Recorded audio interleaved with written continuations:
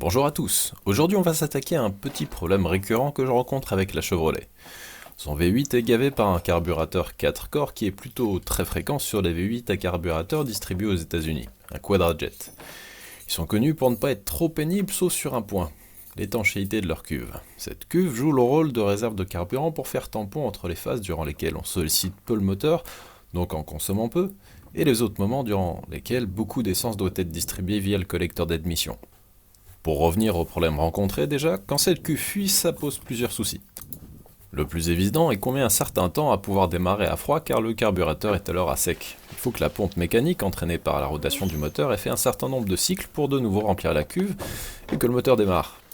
Le second problème à long terme est que cette essence qui fuit elle peut se retrouver dans le carter d'huile en passant tout doucement par les cylindres pendant les arrêts prolongés. On va commencer par aller démonter la pièce pour ensuite réfléchir à la meilleure solution à adopter. Ça fait un peu de place.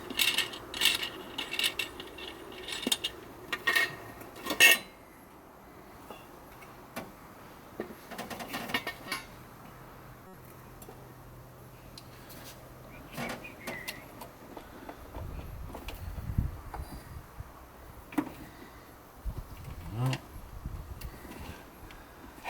Donc on va déjà se débarrasser des durites de dépression.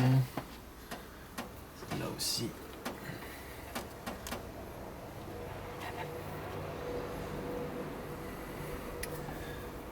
L'arrivée d'air chaud.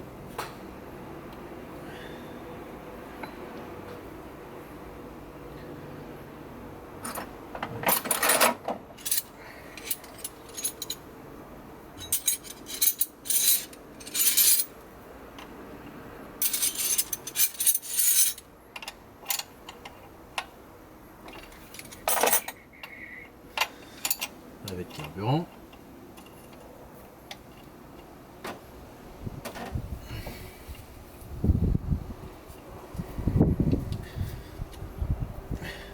Forcément, c'est pas ça que je voulais dévisser. Par une pince. À moins que j'ai une clé qui va bien, mais je suis pas sûr. Ah, dommage. C'est un équivalent de 24. Je n'ai pas. Par contre,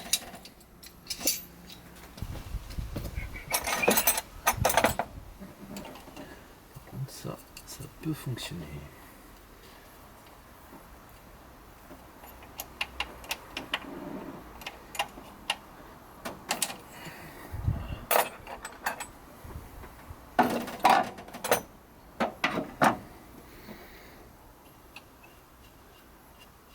Parce qu'il va y avoir un peu d'essence qui va couler, mais pas beaucoup normalement.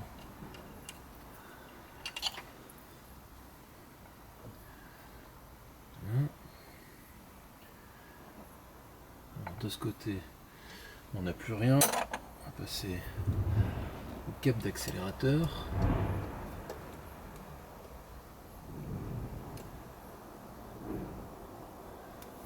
Voilà. Les durites n'importe quoi. Les ressorts de rappel.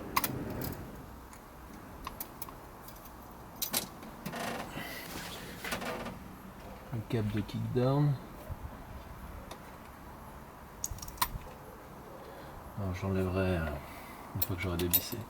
Dévisser le carbu, ce sera plus simple. J'avais pas vu, tiens, c'est encore celui-là à virer.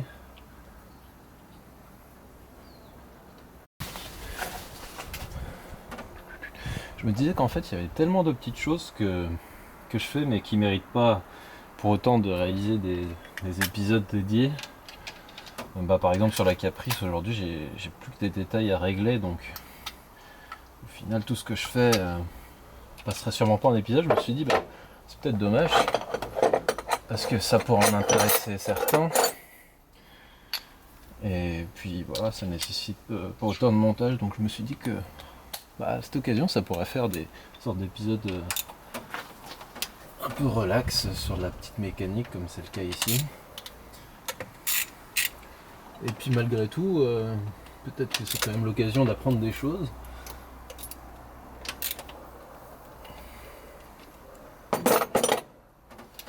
Puisque d'habitude quand même je coupe beaucoup de choses au montage pour pas que ça soit interminable, mais bah, dans ce genre de format finalement on peut peut-être montrer plus de choses. Alors ça s'adresse peut-être à un public plus restreint aussi parce que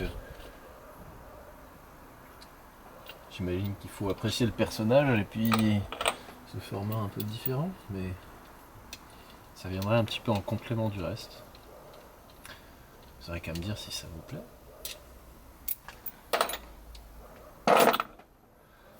Alors, viens là mon poulet. Voilà. Et un carbu. Bon, ça n'a aucune espèce d'importance. Maintenant, on va passer à la suite. Comme à mon habitude, comme vous pouvez le voir ici, je suis super bien installé sur un établi en hauteur. Qu'est-ce que vous voulez, on se refait pas, hein. C'est ma manière de faire visiblement qui est comme ça.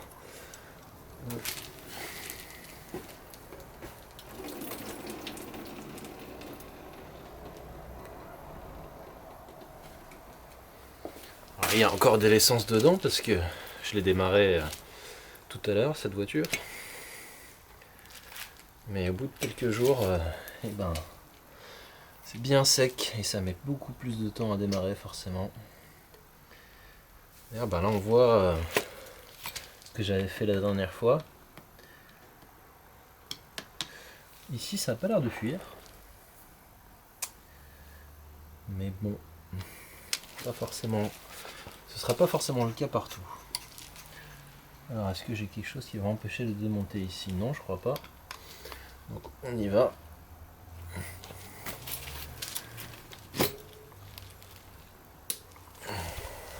On peut commencer à foirer des vis là-dedans. Ce serait pas très drôle.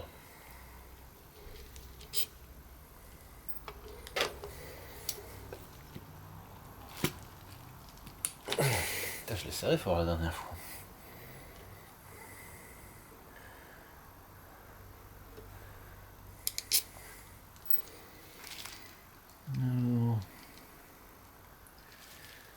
Donc on a aussi des vis qui tiennent le tout par au-dessus. Vis plat.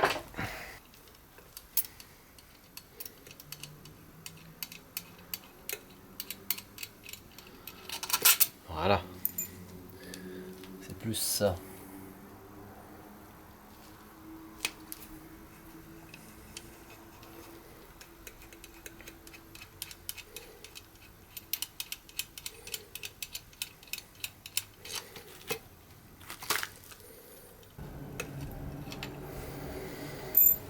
Ok. Qu'est-ce qu'il nous reste?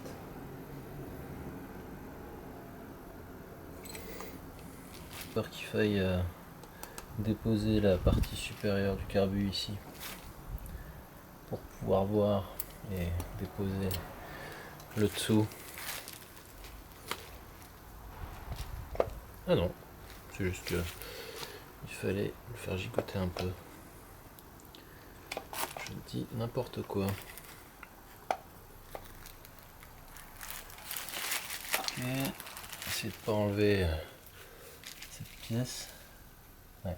Donc on peut bien voir que non seulement ça devait fuir, mais de toute façon l'essence n'est pas du tout appréciée par la matière que j'ai utilisée ici.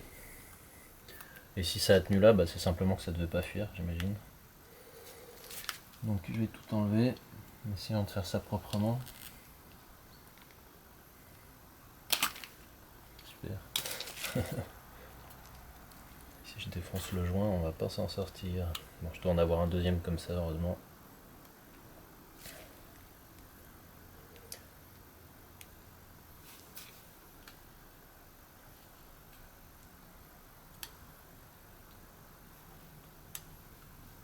On va l'enlever gentiment.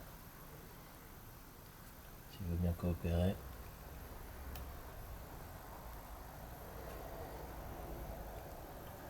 Pas dans un super état ce joint quand même.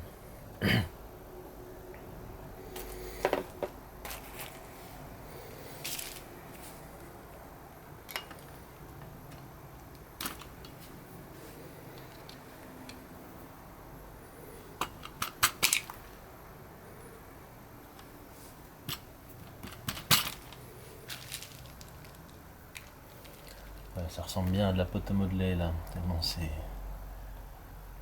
pas dur du tout.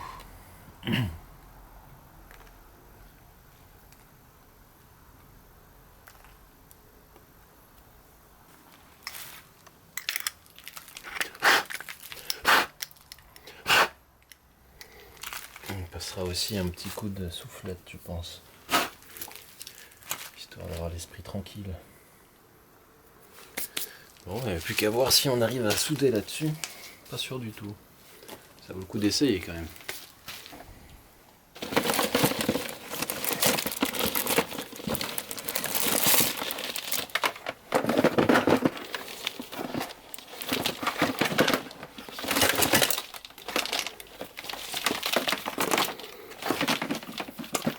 Vous rigolez, mais c'est pas facile à une main.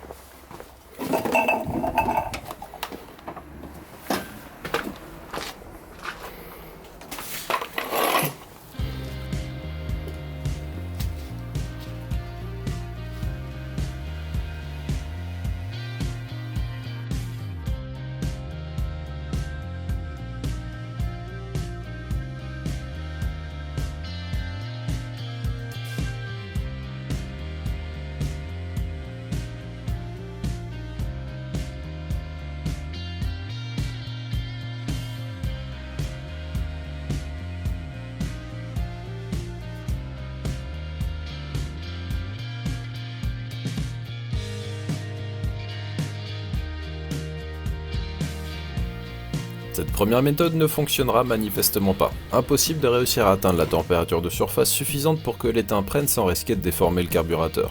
On va donc passer à la seconde méthode. Retirer les bouchons d'origine et tarauder le fond de la cuve pour insérer 2 gros boulons étanchéifiés.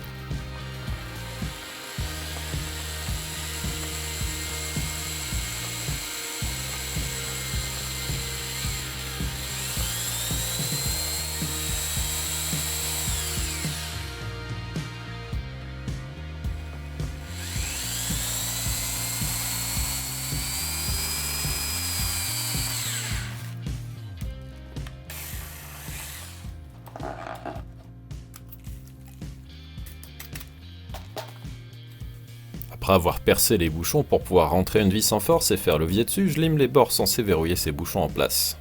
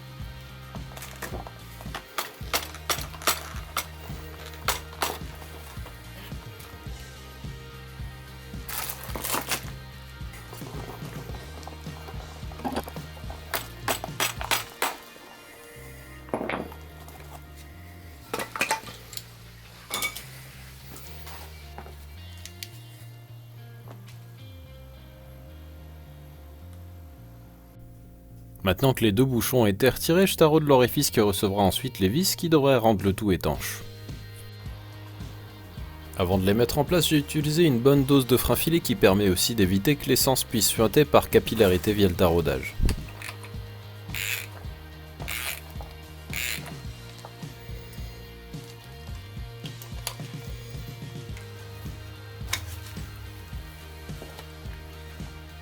Il est temps de couper la tête du premier boulon et de le meuler pour arriver à ras de la surface du dessous de cuve.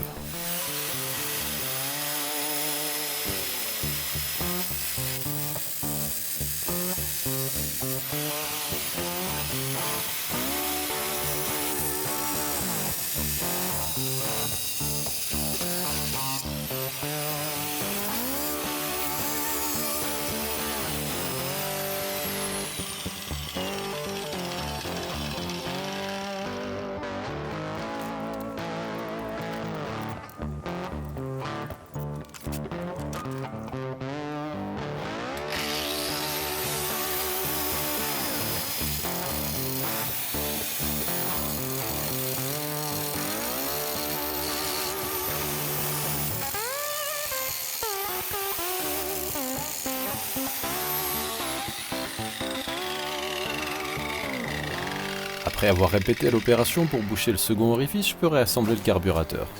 Voilà, après un bon nettoyage à l'air comprimé pour enlever tout ce qui a pu se balader dans les conduits du carbu. Et malgré mes méthodes un peu sauvages, normalement, on devrait s'en sortir sans dommage. En tout cas, c'est ce que j'espère.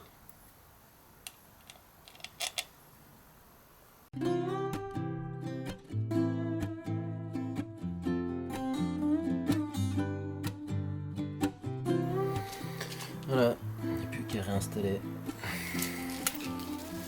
Espérons que ça fonctionne convenablement. Ah, je suis trompé, c'est pas celui-là. Bon, on va essayer de se dépêcher parce que commence à faire frais un peu là.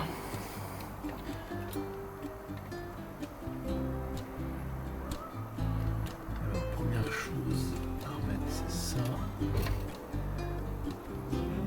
Les aiguilles.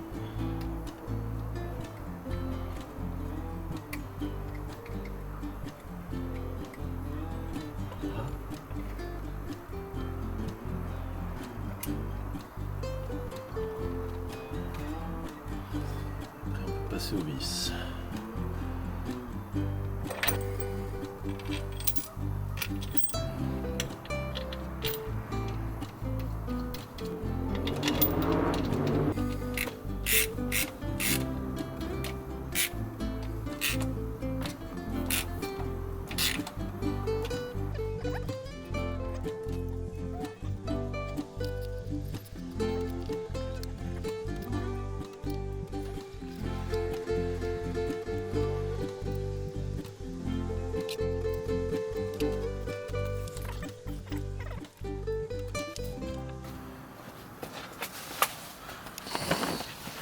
Évidemment, j'ai fini par perdre le petit clip qui maintient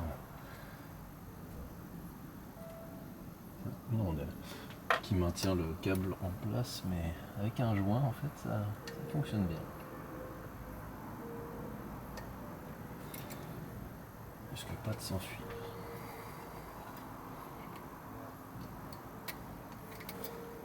Voilà. Il n'y a plus qu'à démarrer. Enfin, pour démarrer, il va falloir remplir la cuve, ça va prendre un petit peu de temps au démarreur.